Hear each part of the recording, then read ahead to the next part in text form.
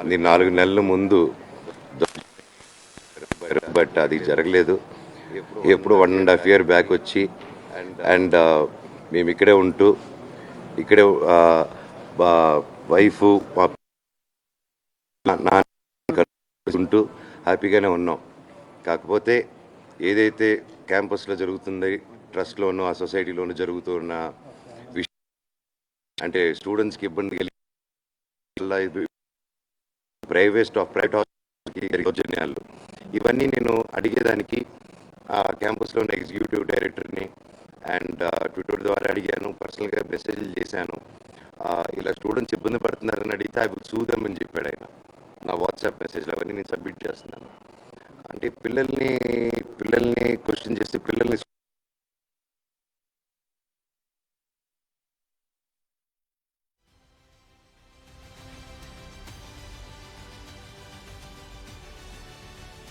Right. మంచు family ఆస్తి తగాదాల వేళ ఇటు రంగారెడ్డి జిల్లా కలెక్టరేట్కు వెళ్లారు మంచు మనోజ్.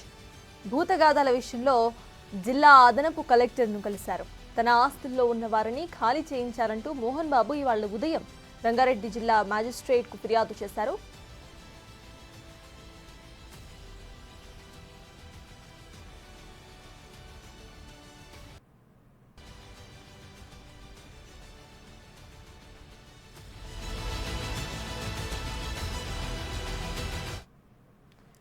మంచు ఫ్యామిలీ ఆస్తి తగాదాల వేళ రంగారెడ్డి జిల్లా కలెక్టరేట్కు వెళ్లారు మంచు మనోజ్.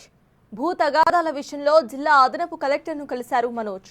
తన ఆస్తుల్లో ఉన్న వారిని ఖాళీ చేయించాలంటూ ఇటు మోహన్ బాబు ఇవాళ ఉదయమే రంగారెడ్డి జిల్లా మ్యాజిస్ట్రేట్కు ఫిర్యాదు చేశారు. అయితే జల్పల్లిలోని తన ఆస్తులను కొంతమంది అక్రమంగా ఆక్రమించుకున్నారనేది ఆయన యొక్క కంప్లైంట్ యొక్క సారాంశం. తన నివాసంలో ఉన్న వారందరినీ కూడా వెంటనే వెకేట్ చేసి తనకు అప్పగించాలని న్యాయస్థానాన్ని ఆయన ఆశ్రయించారు. దీనికి సంబంధించి ఇటు రంగారెడ్డి జిల్లా మ్యాజిస్ట్రేట్ను మంచు మనోజ్ కూడా కలిశారు. మంచు ఫ్యామిలీ ఆస్తి తగాదాల గురించి ఇటు రంగారెడ్డి జిల్లా కలెక్టరేట్కు వెళ్లారు మంచు మనోజ్. కూడా తెలియట్లేదు. So these are all my questions. And ఇది ఎలాగా అనేది మీరు చెప్తే ఒకరిని నిలబెట్టేదానికి ఇంతమంది స్టూడెంట్స్ని, ఇంతమంది లోకల్ విలేజర్స్ని వాళ్ళ కష్టాన్ని మీద కొడతాం అనుకుంటే మాత్రం ఇది చాలా కరెక్ట్ కాదు. ఇది కూర్చొని మాట్లాడదామని నేను పిలుస్తున్నాను, కానీ ఎవరు రావట్లేదు. అండ్ నేను పారిపోవట్లేదు, నాకు సిగ్గు తలంచుకొని పారిపోవట్లేదు, భయపడి నేను పారిపోవట్లేదు. నేను ఎక్కడ పిలిచినా వస్తాను, మీరు టీవీ ఛానల్కి పిలిచినా వస్తాను, ఎక్కడికి పిలిచినా వస్తాను. నేను కూర్చొని ఎవరితోనైనా మాట్లాడతాను. నేను ఏ తప్పు చేయలేదు. ఇది ఆస్తి గొడవలు కాదు.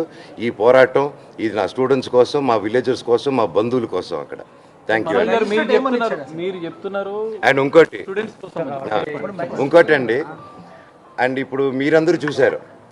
ఎందుకంటే ఈ టోటల్ ఎపిసోడ్లో వాళ్ళు అబద్ధాలు ఆడుతున్నా దొరికిపోతున్నారు. ఎందుకంటే ఈ టోటల్ ఎపిసోడ్లో మీరందరూ కవర్ చేస్తూనే ఉన్నారు. ఆ రోజు నేను డీజీపీ గారి ఆఫీస్ నుంచి మా ఇంటికి వచ్చేసరికి మా పాప ఇంట్లో ఉన్నది. సో ఆ ఇష్యూ వల్లే లాక్లే వేసుకొని మా పాపని కారు ఎక్కించి బాడీ గార్డ్స్తో సిటీకి పంపించేద్దాం ప్లాన్లో ఉన్నారు. నేను ఆ పసిబిడ్డకలు అవ్వకూడదని చెప్పేసి ఆ రోజు అందరి ముందే గేట్లు దోసుకుంటూ లోపలికి వెళ్ళారు. సో ఇది మీ ముందే జరిగింది, నన్ను ఆపారు. ఇప్పుడు నిన్న తిరుపతికి వెళ్ళినప్పుడు తిరుపతిలో యూనివర్సిటీకి వెళ్ళక్కర్లే, ఓకే దాని మీద వాళ్ళు తెచ్చుకున్నారో కోర్టు చూసుకుంటుంది. కాకపోతే లోపల నా ఇల్లు ఉంది, నా వస్తువులు ఉన్నాయి. ఆ బేసిక్ రైట్ కూడా ఇవ్వకపోతే ఒక మనిషికి నేను ఏం చేశాను, దానికి ఏం చేశానే బాబు చెప్పండి అంటే దాని క్వశ్చన్కి ఆన్సర్ ఉండదు.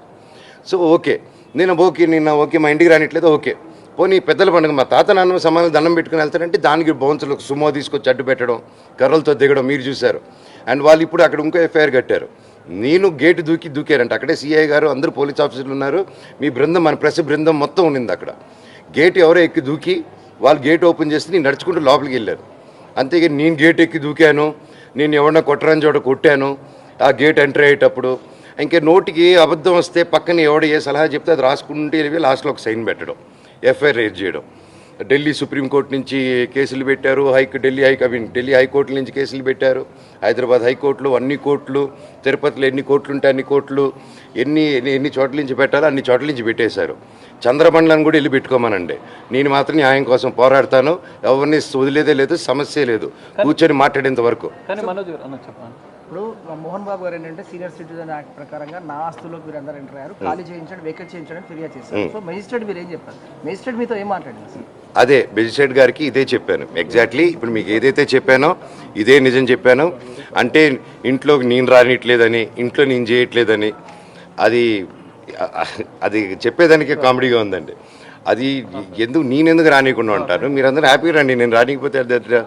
సో ఇదంతా ఫాల్స్ అలిగేషన్స్. స్టూడెంట్స్ కోసం నిలబడినందుకు ఇది చేసేది. థ్యాంక్ యూ అండి. సార్ ఒకటి ఫైనల్ గా మీరేమో అంటే వివాదాలు పార్టిసిపేట్ విద్యా సంస్థలు కానీ ఆస్తి విషయం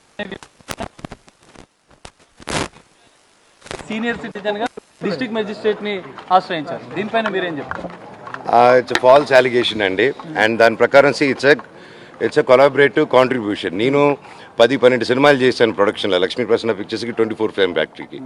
బట్ నేను ఏదైనా రూపాయి తీసుకున్నాను వాళ్ళ దగ్గర. అండ్ ఈవెన్ క్యాంపస్ కానీ ఏది కానీ బిల్డ్ చేసేదానికి thus everybody's contribution is there. It's not ఇది అక్క కాంట్రిబ్యూషన్ ఉంది, అన్న కాంట్రిబ్యూషన్ ఉంది, నా కాంట్రిబ్యూషన్ ఉంది, మా బంధువుల కాంట్రిబ్యూషన్ కూడా ఉంది ఈ సంస్థ బిల్డ్ అయ్యేదానికి. జలపల్లి నివాసం మోహన్ బాబు గారి పేరుతోనే ఉంది. మరి మంచు విష్ణుని ఇప్పటివరకు మీరు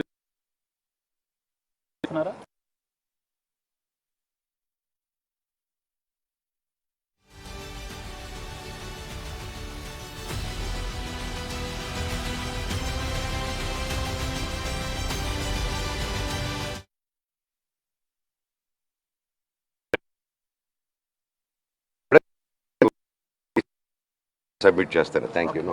ఇప్పుడు మీ పోరాటం ఎవరిపైన ఉంటుంది మోహన్ బాబు? ఫైనల్ గా మీ పోరాటం ఎవరిపైన? విష్ణు పైన, మోహన్ బాబు పైన? నో అండి, పోరాటం ఎవరి మీద కాదండి, జస్టిస్ కోసం నా పోరాటం. అండ్ దీనికి కూడా ఈ వాట్ ఎవర్ మీరు అడిగిన క్వశ్చన్ కూడా వాట్ ఎవర్